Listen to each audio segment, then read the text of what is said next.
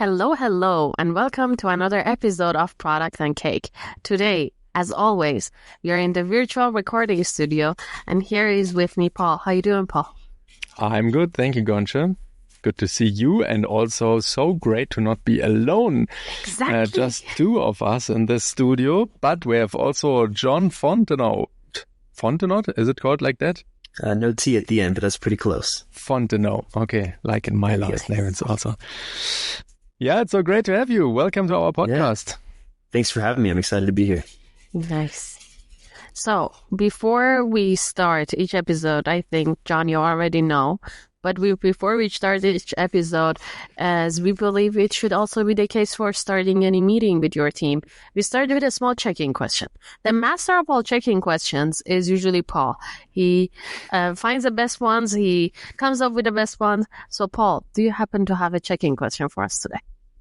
I have one, and I'm super curious what you say to that one.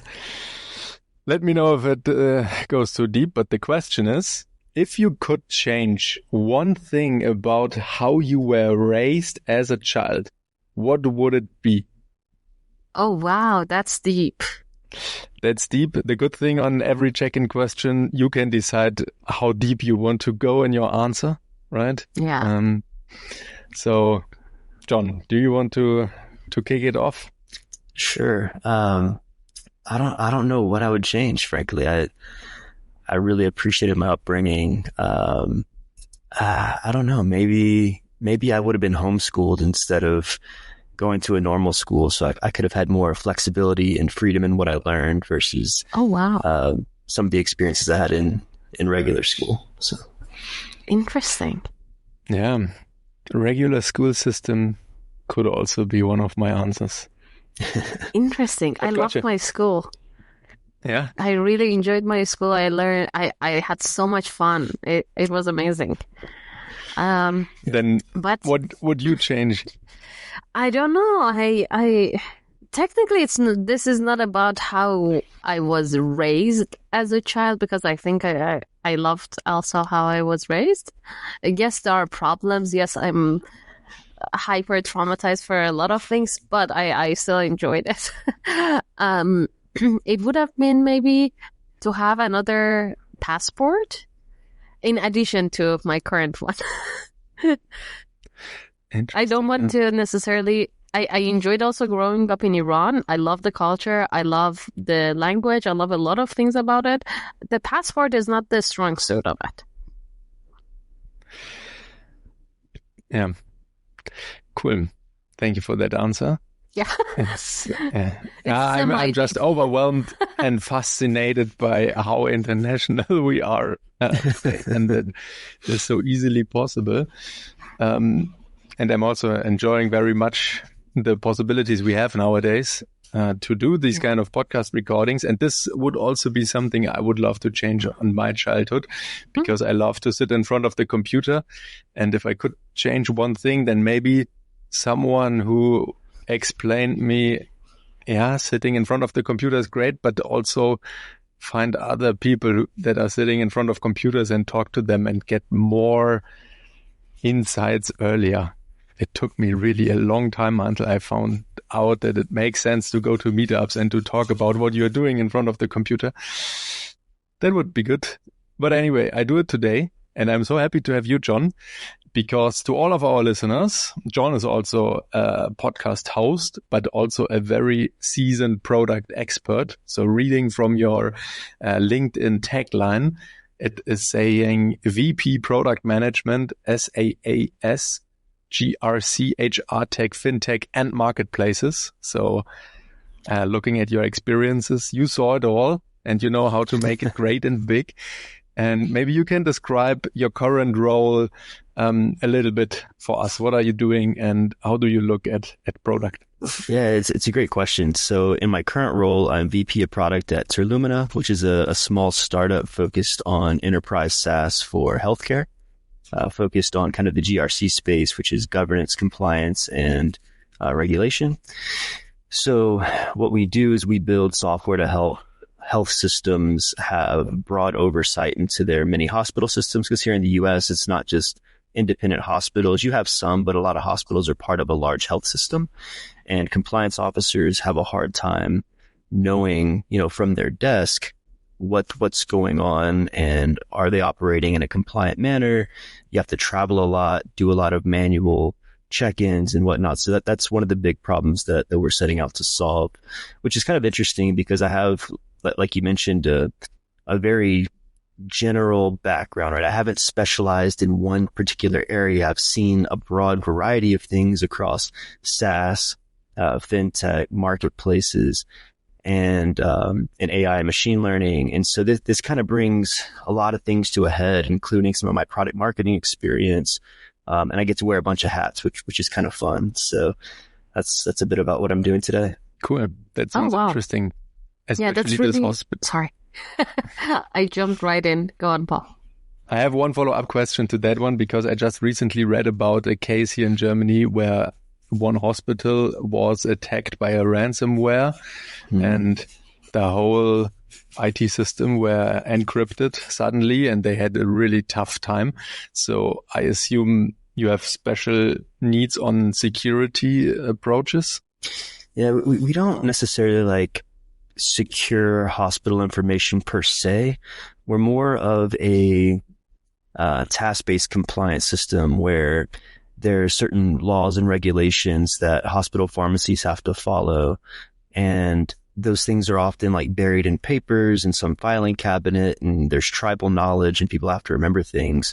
And so not only do we give you, for lack of better terms, a repository for this information, but we also give you the ability, soon to be through AI, to leverage that documentation that exists to automatically create these tasks that are pretty robust and detailed, which kind of gives you two benefits. It helps the employee or the staff member know exactly what they're supposed to do, when they're supposed to do it, and how to do it. It kind of gives them a guide for how to perform their job compliantly. But it also gives reporting and analytics, so that way leadership, if they get audited or if they're just monitoring performance, can go in and see where's the problem areas, where are we performing well, where do we need to increase training and education. And it just really gives them a better way to manage their health systems. Nice. That's really impressive. And I think it's quite also useful, especially with the post-COVID world, that a lot more of data and engineering and also product management attention is on the healthcare systems. That's really impressive.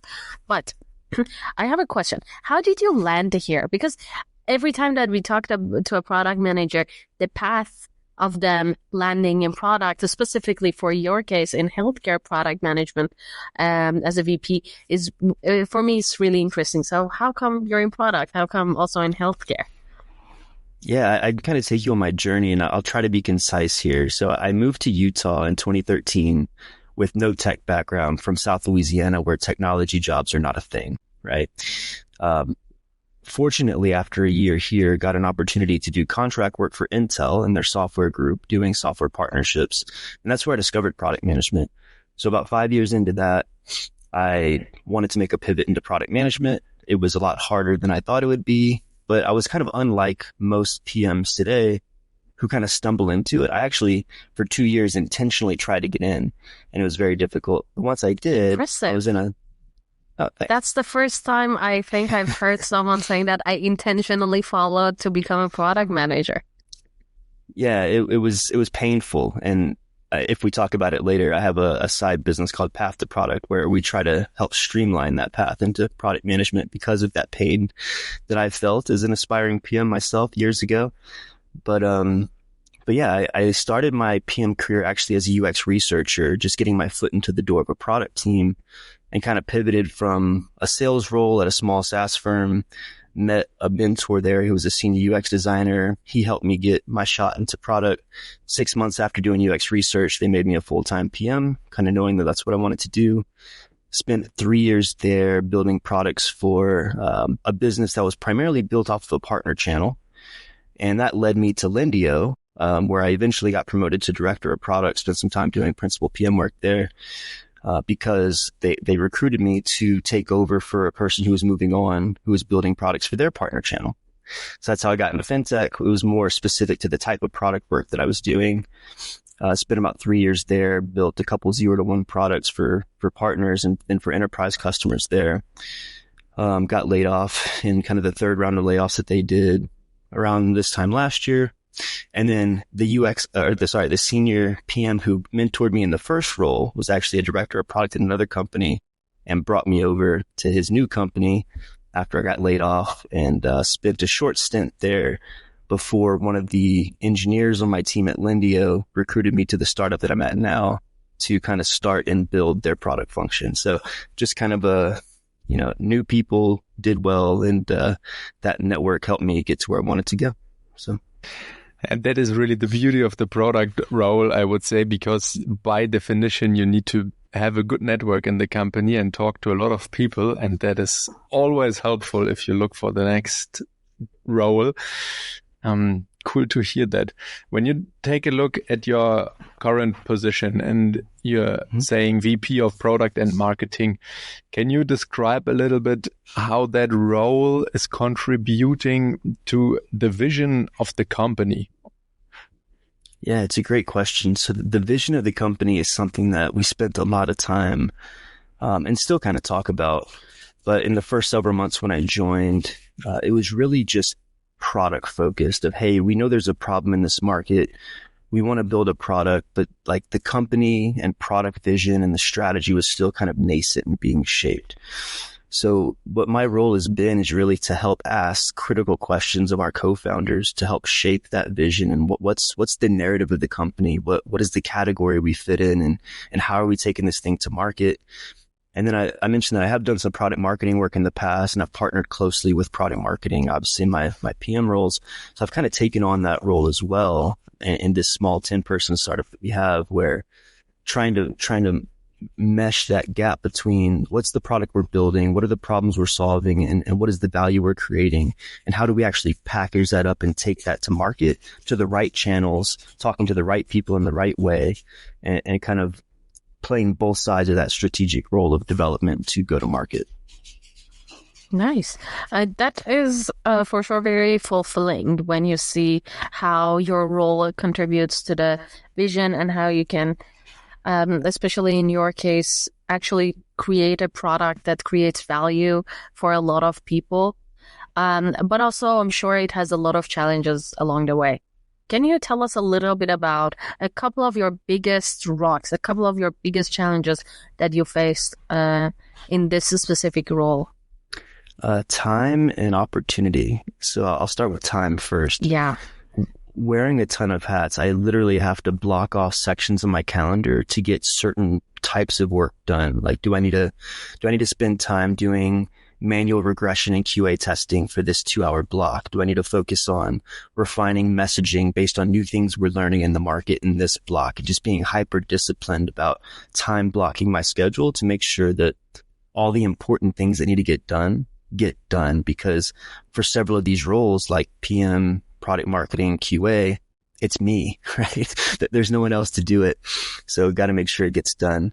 The other part is opportunity. It's so greenfield. There's only 2 other real competitors in this space, and they're very much of like the old guard, so to speak, where it's legacy products. They've gotten growth because they were the only players in the market. And there's so many ways that we can improve the experience that these hospital systems have with this type of software, as well as like managing the fact that since they are a little bit old school, they have these 3 to 5 year contracts that they've locked these hospital systems into. So I'd say those are probably my 3 biggest challenges from a development to a go-to-market standpoint is how do we overcome these long locked-in contracts, as well as how do we make sure we're prioritizing the things that truly create value and not just chasing the shiny object? Yeah, that I think what you touched on is extremely important, that the aim of what we do in a lot of the companies sometimes is a little bit deviates from actually creating a value, and we are just getting busy for the sake of being busy. And we just are more focused about how many tickets has been pushed instead of the value. But I'm sure, as you said, this is also one of the challenges to make sure also the team is focused. looking on the flip side of this and the flip side of the challenges, for sure, there are some favorite moments that you have.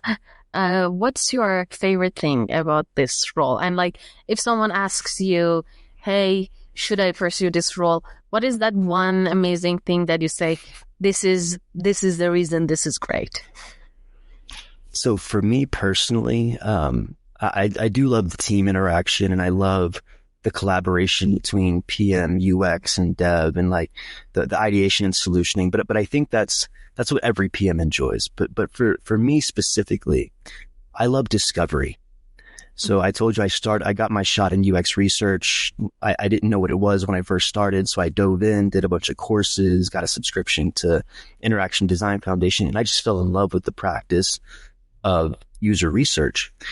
And my favorite thing as a PM is to know the market and the customers well enough to where you can anticipate their needs and their problems before they come up.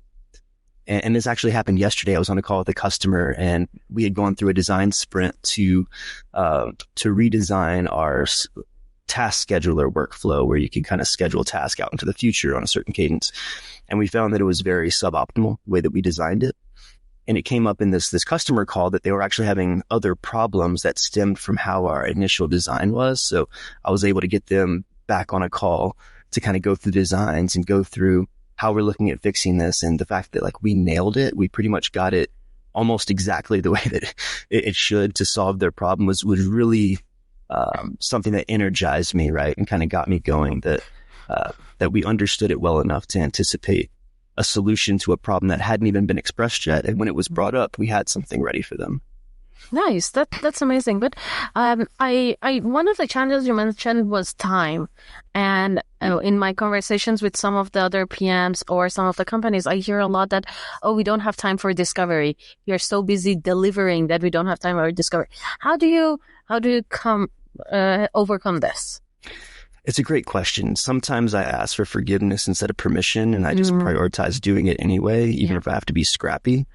Like at the fintech company that I worked at, right? I joined a bunch of Facebook groups that were specific to our customer, like our ideal customer profile, and just put like polls and asked questions and got people on the phone because we didn't have budget or a dedicated way to go out and do user research. And I think one advice I would give is if you're in that situation where you don't have time because you're too busy delivering and you're very output focused, carve out time, even if you have to do it kind of off the books, so to speak, to get the data, get the results. Because I think once you start getting that qualitative data and show the impact of it, I think that's what's going to help move the needle for people understanding how important it is. But to answer your question more directly, what I typically would say is if you don't have time to do it right the first time, how are you ever going to have time to do it right again? And so like the real value of discovery is not getting it perfect. But I view it as kind of like a target, right? If you're an archer shooting arrows, right? Customer research helps you get on the board. And once you're on the board, it's much easier to make those slight changes to your motion or your technique to get closer to the bullseye than if you're wildly off the board and you have no clue what you need to fix to actually get closer to the goal. And so that's why I love customer research, is because it gets us a lot closer to the end goal, and it makes those iterations a lot more bearable. Whereas if you don't do the customer research, it's not really an iteration. It's more of a refactor, a rewrite, or redesign, and you're starting over again, kind of guessing at what you should be doing. Yeah, that's amazing. I think that also is a flip of a switch that a lot of people need to hear it and also apply it in their day-to-day job. Yeah, and you need to remember yourself and also the team and basically everyone in the company that even though the founders or whoever stakeholder have the greatest ideas exactly what the customer needs, that we need to leave sometimes our desks and talk to them or invite them or look over their shoulders. I just saw a nice KPI in one team where they measured the number of days since last customer contact. So they said, oh, damn it, our KPI is already above 10. We really need to change that as soon as possible. I love that. are there any books, videos, courses, or people or podcasts? I mean, you are a podcast host on your own, so also shameless self-plugs are definitely allowed. But we will do the recommendation section also in the end, most likely. But is there anything that stick to your mind that significantly shaped your thinking or your approach on how to tackle product? Yeah, it's a great question. I think very early on, I was recommended some really good resources. So even before I got into product, as I was trying to make that transition, I had read Marty Kagan's Inspired, the first version. Actually, it's a black cover. So if anyone's read that older version, it's out there. I mean, there's tons of great stuff. I think I mentioned Coursera earlier. Coursera is a great resource that has some really good courses on it. Interaction Design Foundation, if you want to get into kind of the discipline of design and research and testing, there's a lot of great stuff there. And then I would say, just in general, network with other professionals, because people's experiences are different in other companies, and being able to understand what challenges are unique or what challenges are common, and what they're doing to overcome it, or what are some of the bright spots that they've found to kind of move closer to success, I think is always helpful. Because PM can be a lonely business sometimes. And so I think having conversations like these with others who kind of feel our pain, so to speak, is not only therapeutic, but I think it's helpful practically for us getting better at our jobs. Yeah. Yeah, you need to have this spark of inspiration, especially when you are grinding, right? And you are really schedule every hour to have time and to invest the right energy into certain parts. And then, also, I would always say it is also part of our jobs to educate ourselves and to look over the horizon and to see what others are doing. So, a super helpful thing.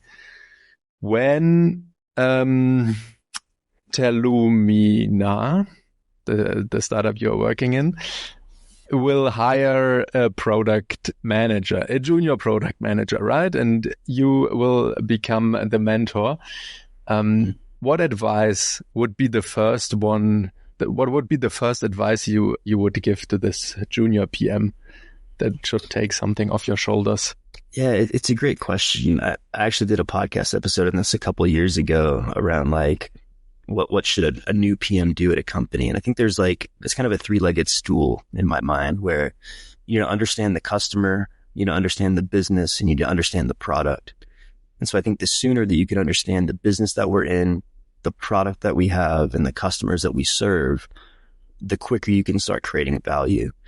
And I would say, to any new PM, especially ones that I'm mentoring, it's not about what you know necessarily. You're going to learn as you go. But what are the questions you're asking? Because a lot of times the best innovation, the best insights come from asking really good questions. And talking about books, John Maxwell is one of my favorite leadership authors, and he has a book called Great Leaders Ask Great Questions. And I highly recommend that book. And I think it applies very much to product management. And it needs also, it needs courage. Right? I mean, if you join, maybe you worked so hard to get that role and then you join a new team, then taking the courage to continuously ask questions. Absolutely. And the team will appreciate it more too, right? Because someone coming in as a know-it-all when everyone knows you don't know it all is not a good way to start a relationship or a team experience. So I think showing the humility and, to your point, the courage to ask good questions and ask questions in general, even if you think it might make you look silly, like you think you should know this. I've had these feelings so many times where I felt like I should know the answer to this, but if I pretend like I do and I don't actually figure it out, I'm doing everyone, including myself, a disservice. So I'm going to ask it anyway. Or now that we have ChatGPT, you can, shamelessly ask a computer and it'll help you out as well. That's so true. It made a lot of our lives much easier. It made Googling much easier. But I want to change the conversation a little bit to something a little bit more fun. And I want to ask, what is your product hot take? What's your unpopular product opinion? Oh man, it's a great question. Product hot take. I think we've covered it already. I have a ton. I think think too many product managers are focused on the delivery process versus the discovery process. And I feel like that's why there's a lot of bad product practice out there. Is because we're too focused on what we're delivering versus on why we're delivering it and what should the outcome be? What's the value? But on that same note, I think probably more of a hot take is I really do see risk of the PM role getting consolidated with UX. I've worked with a lot of great UX professionals who have that technical skill set of research, visual design, interaction design, information architecture, and they're very business minded, understand strategy, how to make trade-offs. They even have some technical background. And I'm like, you know what? They could probably do my job. And it's nice because I can go on vacation and they can like step in for me, which is awesome. They're great at working with stakeholders. But I'm like, at what point do they have enough bandwidth to take over what I do? And now with things like AI and the efficiency gains they can get, that bandwidth now increases a lot. And so I think if PMs aren't careful and cross-skilling and, broadening their skill set, there could be, opportunity or a misfortunate opportunity for our roles to diminish. Yeah, that's very true. And I think it depends from company to company or product to product, because sometimes this role might merge into UX, as you mentioned, or sometimes it might merge into tech a little bit further. So I think it also depends highly on the product. 100%. You make a great point. Then let us jump into our final yay, nay section, where we would read out some statements and we want to hear your opinion on that. And let's see if we find something we have different opinions on. So first thing, a product roadmap is shaped entirely by competitor feature releases. Absolutely no. Definitely a nay. But the features are so good, and you see in the market, everybody waited so hard for them because they have a huge show on announcing them on a big stage.